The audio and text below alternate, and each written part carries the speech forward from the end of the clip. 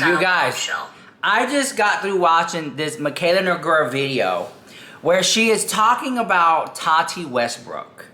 She kisses Tati Westbrook so hard, I can feel it all the way in Houston, Texas, girl. I feel that this is all calculated.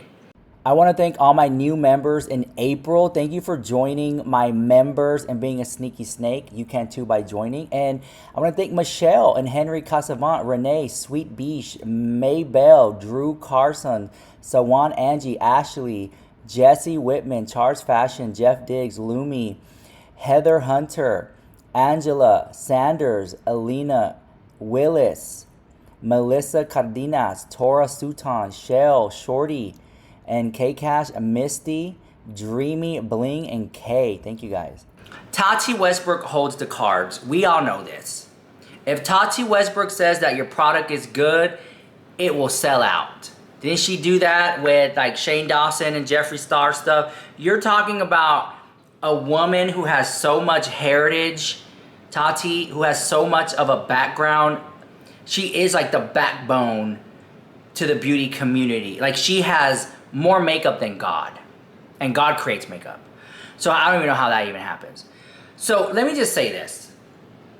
I know, we all know that MIKAYLA NOGUEIRA came out with her, you know, her little skincare brand. Okay? And I think that she needs some support. And she's like, let me start pulling at some of these influencers. Let me show them love so I can get some reciprocity and they can show me love. That's what I think this is. And I'm seeing through it, like when she said this in the beginning of her video, look. Coveted eyeshadow palettes in the Tati Beauty palette may just be one of the most coveted. Tati Beauty palette may just be one of the most coveted eyeshadow palettes in the beauty industry. This palette came out, it was so ahead of its time because you have your color stories and then each row was a different finish. The internet lost their fucking mind over this, myself included.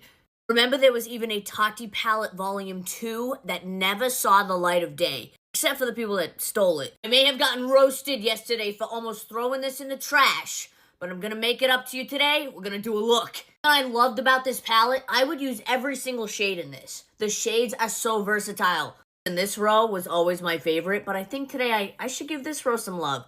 Don't even get me started on the pigment. Even though this is definitely hella expired, I'm still getting that same buttery, pigmented, beautiful blend. Even though Tati Beauty was extremely successful, it brought Tati herself so much pain and stress with everything she went through with the brand. And I hope that one day, maybe if it's in the CAD, she can bring it back. I mean, I know that I would frickin' ride hard for that. I gagged when I saw that volume 2. I need that. Make it nice and sharp. Dipping into this stunning black, and I'm going to start to add dimension just in this outer V area. It's going to give it really nice contrast. Hey, the fact that I almost threw this away. What? Want to swatch this shade? This looks very beautiful. Ooh, it has that little bit of blue shimmer. I'm just going to press this. Oh my gosh. All over the lid. The pigment is literally so insane. We have to talk about the real deal, the shimmers. When I tell you, she did shimmers and glitters and these pressed pigments like no one else. I mean, these are actually insane. And this is the main reason I am so sad this palette doesn't exist anymore. Because these are the best on the market, hands down. She somehow made glitter feel buttery. Like how? I'm going to take some of the Poet glitter. And you don't even need glitter glue, which is the crazy thing. I'm going to press it right on top. Look at that. Oh my gosh. Gosh, this is bringing back memories. We have this trend of using OG makeup. I'm going to go in with the Inglot gel liner. If you know, you know. Add some Duraline. So good. Never skip tight lining. Mascara. Add a lash. Kiss Style Bombshell. Wow. Why did I stop using this? To add a little black in the inner corner. I will never take her for granted again. Eyeshadow palettes. She talks about how badass the palette is. She talks about how part 2 got stolen. She talks about how Tati struggled. It was so great. She struggled with the brand. She hopes it comes back, and she was gonna die hard for the brand when it does come back. And I was watching and I'm just like, I hope Tati can play this right. And I hope Tati knows. Because, you know, people like to think that Tati's easily manipulatable. You can manipulate Tati because, you know, Shane Dawson and Jeffree Star told her some things. She ran with it. And they, you know, all that stuff like that, right? And I hope that Tati doesn't get taken advantage of. And if Tati doesn't like some things that she says, you know, stays true to it. Like, one of the things I have never agreed, like, this is really hard for me to say. I just remember Tati picking up a lipstick, and I think it might have been the Milani 410 Pleasure. I might have been, which is one of my favorite lipsticks for drugstore in that category. Because people say, like, what's your favorite lipstick? I'm like, well, what category? Drugstore, luxury, what we're talking about, international, you know what I'm saying? So, affordable, you know, whatever. I just remember me personally, behind the scenes, buying a lipstick and using it, and no one really know what I was using, and I had my opinions about it. And then I bought a foundation. I think it was the Wet n Wild Photo Focus Foundation. I bought that foundation as a liquid foundation. It's very great foundation. It did smell like paint thinner. And I remember keeping all these thoughts to myself. Because, like, I was like, you know, people come for me for the drama. They don't really come for me for makeup reviews. Occasionally they do, you know. But I had these opinions to myself. And then when I saw Tati's video and she picked up the product and she's like, this product right here is great, but it smells like paint thinner. And I'm like, I was thinking that. And then she's like, oh, this lipstick is so beautiful. It's literally the best lipstick you can get at the drugstore. And she puts it on. I'm like, this is what I was talking about. These are my real thoughts from using the product. Not a, oh, it looks so good. Like, not like, no. And that's when I was like, Tati knows what she's talking about. She's like, she knows. The only thing I did not agree with Tati, and it left a beauty mark on her career for me, was that damn Medicube. Because you know that Medicube burned my face off. It did. I made a whole TikTok video about it. And I was just like, oh my God, Tati's promoting Medicube, it burned my face. You know what I'm saying? That was pretty much it was the mini booster one. It was so powerful, it burned my face off, girl. They don't really tell you that. Anyways, all I got, that was the only thing that I was like, oh. But I mean, I don't know. It was in the TikTok shop. It's from China. What do you expect, right? Damn cat hair, get out of here. So when I see this video of MIKAYLA NOGUEIRA, if she could get Tati Westbrook to promote her product, try her product, I think that it's giving thank you for promoting my product, but then when I come out with mine, yeah, I know you're gonna promote me. It just kind of seems like a deal, you know? Does that make sense? My nose itches. My nose is itching. I had a psychic reading the other day and they said, you know, your nose starts to itch. You're onto something. When your nose starts to itch, there's spirits, positive spirits around you, stuff like that. Anyways, and even my Labubu, we saw it together. I was like, mm-hmm. And get ready for the Labubu makeup palette. I already seen it. It's badass. I'm not gonna tell you who's coming out with it, but get ready. If you love Labubu's coming out. And anyways, let me just show you I have a lot more to say, but let me show you the full video of MIKAYLA NOGUEIRA trying to coerce Tati Westbrook into reviewing her point of view skincare line. And you know what? I will say this after the jump. Here we go, roll it. There is outrage that I removed the Tati palette from my collection. I have been going through all these fucking donation bags for the last 30 minutes, and I fucking found it. The Tati palette. Listen, I'm sorry. It was a mistake. It will not happen again. I will not disrespect this palette ever again, okay? All right, we're back. If Tati Westbrook reviews the skincare line, I already kind of know. You know, when you watch these people for such a long time, like Tati Westbrook, you kind of like, you know their verbiage, their dialect. You know, especially when she comes on screen, she'll dress fancier than other times. It's, you know, it's like if she would have come on camera with a gray hoodie and her hair in a bun. Oh, you already know about some drama. You know what I'm saying? I think that if Tati reviews it, I already know how it's gonna go. She's gonna be like, you know, there's 5 products. I've been doing my makeup for years and my makeup looks badass. Yes, this can enhance it. So let's talk about it. This one, it's really nice. I'm not mad at it.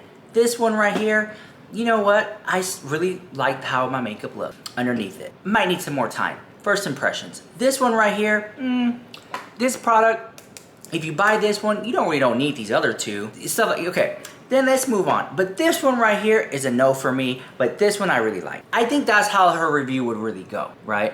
And as long as she keeps it real, I think people would appreciate it and give us the good, the bad, and the bottom line.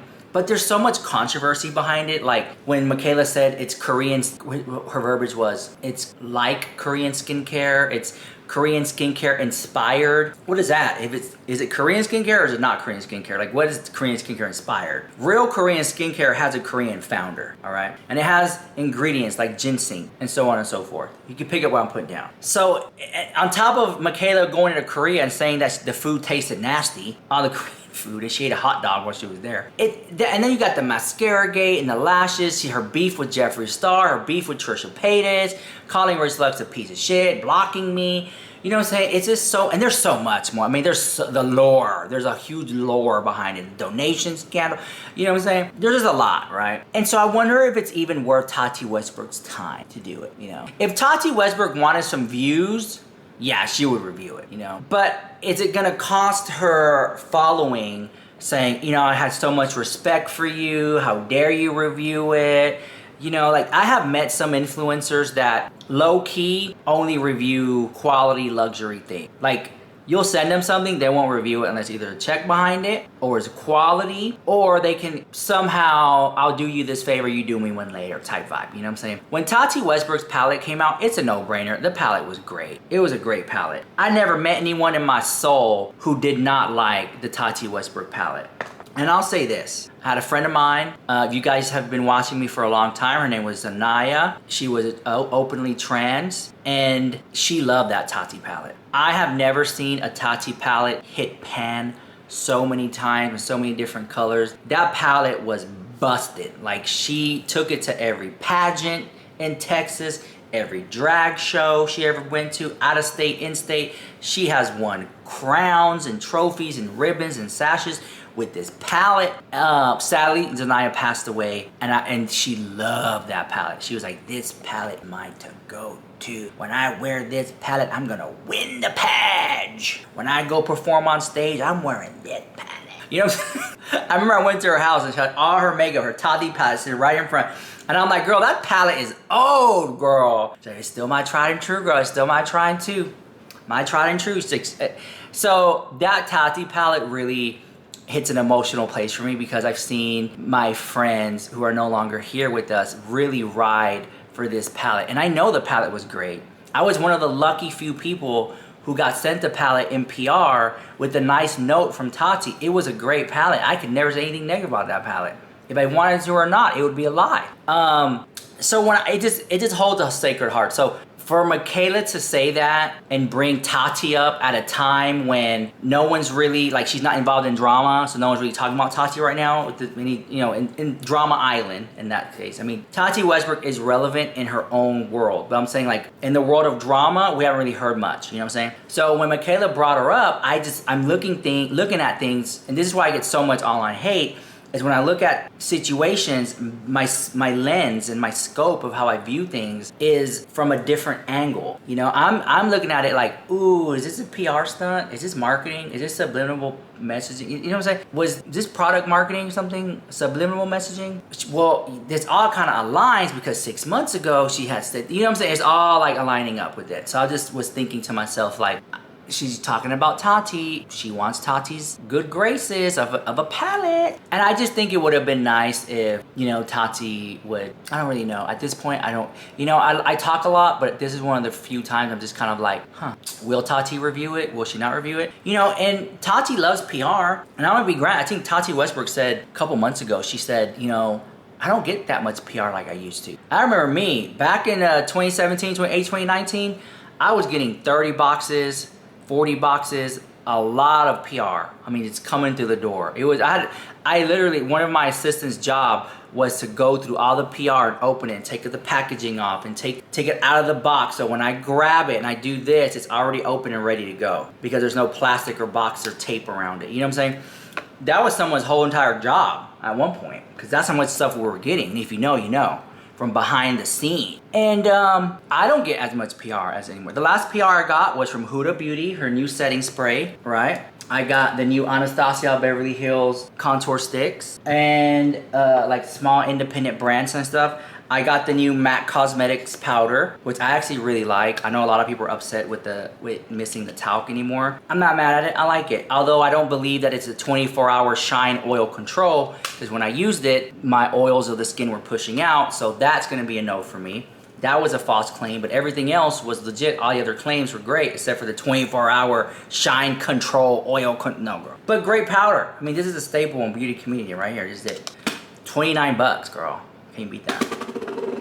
All that to say this, I hope that Tati sees it for what it is. And I know Tati likes PR, and I'm sure that Mikayla would send it to her. And if Tati likes it, she'll talk about it. But it's one of those products that you can't just pick up and, oh, I love it so much. Unless Tati Westbrook gets on camera and says, hey guys, this is my first impression of these products. Let's talk about the packaging, let's talk about how it feels. Let's try, you know, first time wearing it, put some makeup on. You know, but if you really want to know the tea, check in with me in 30 days. Maybe, you know what I'm saying? I'll use it and see how this goes.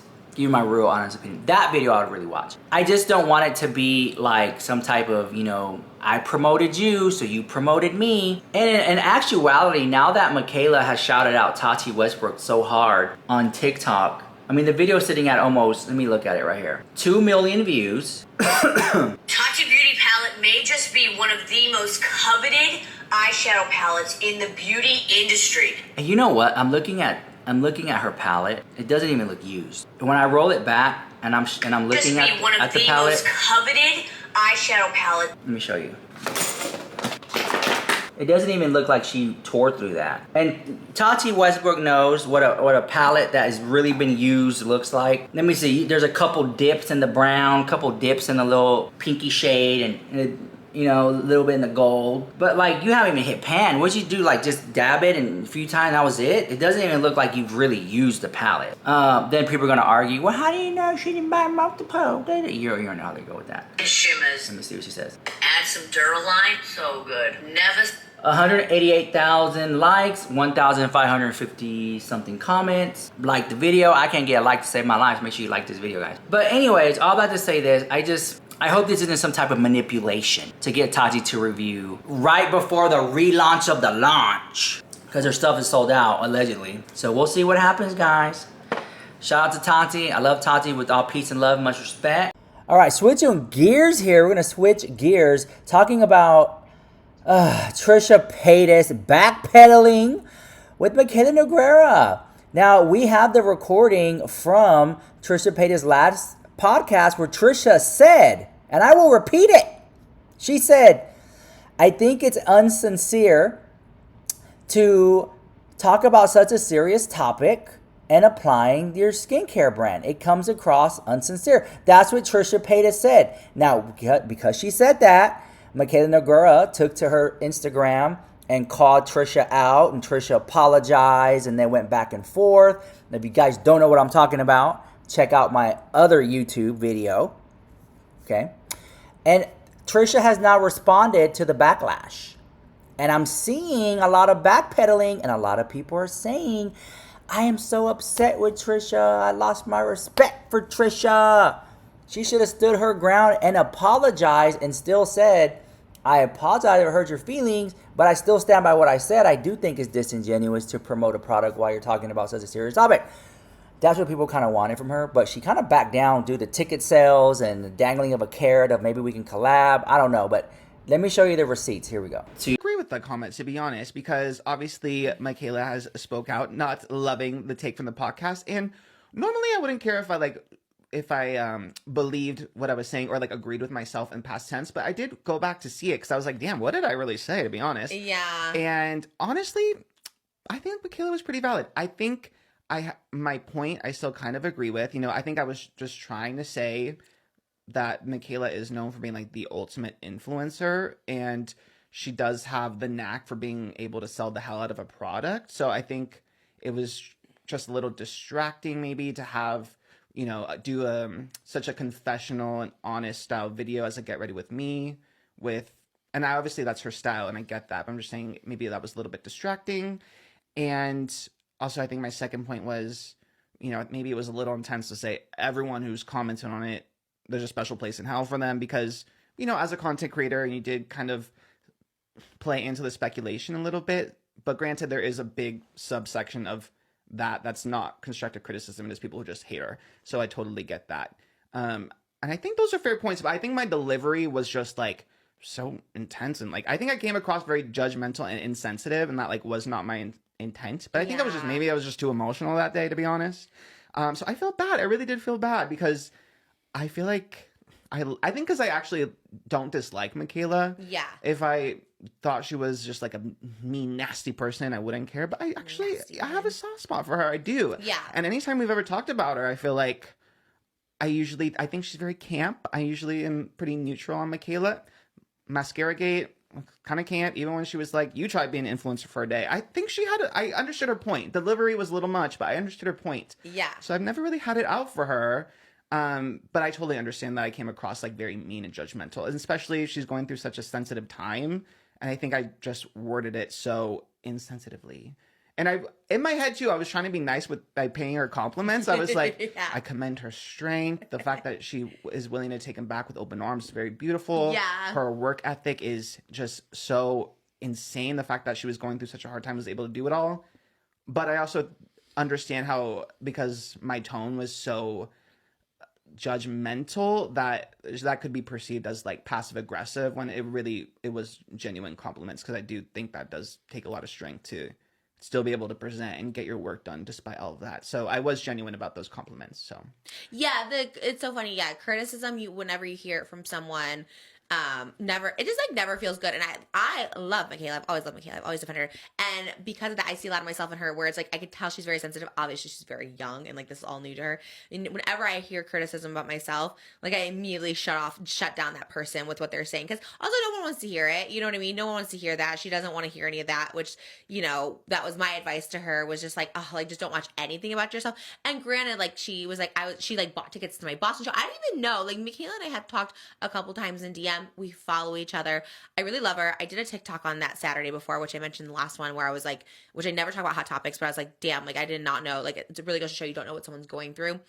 And I have like so much, like I just couldn't even imagine what she was going through. So I think, yeah, like hearing any sort of criticism, even me, because I know she thought I was being mean to her in the episode, which I was like, oh my God. And if she thought that, I was like, let me apologize, because I wasn't trying to be either. Truly, because there's like one person like is MIKAYLA, you know, and in general, we try not to be mean on this show. You know, it's like we kind of see all the sides of it. I think when you hear something, you kind of only hear like the negative parts of it. You know what I mean?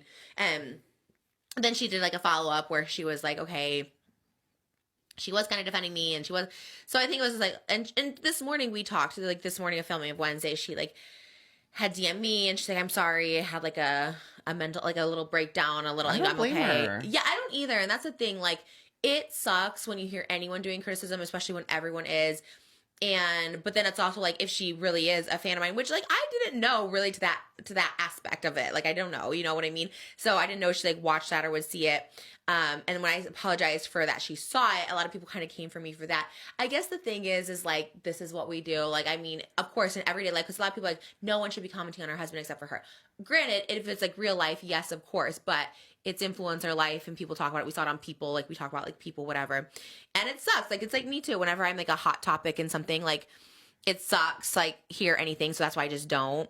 But that is part of it. The try being an influencer for a day, I agree with that, because that is annoying. That's the only part of this job that sucks, is like everything you do will be talked about no matter what. Like if you're not posting about Cody, if you are posting about Cody, putting Cody online, like, and that's with Moses too. When we like first started dating, it's like, do you stay online? Do you not? And at the beginning, I have family members, my brother, my dad, who like, my dad maybe more so, but like don't want anything to do with social media. They're like, do not put me on it, whatever.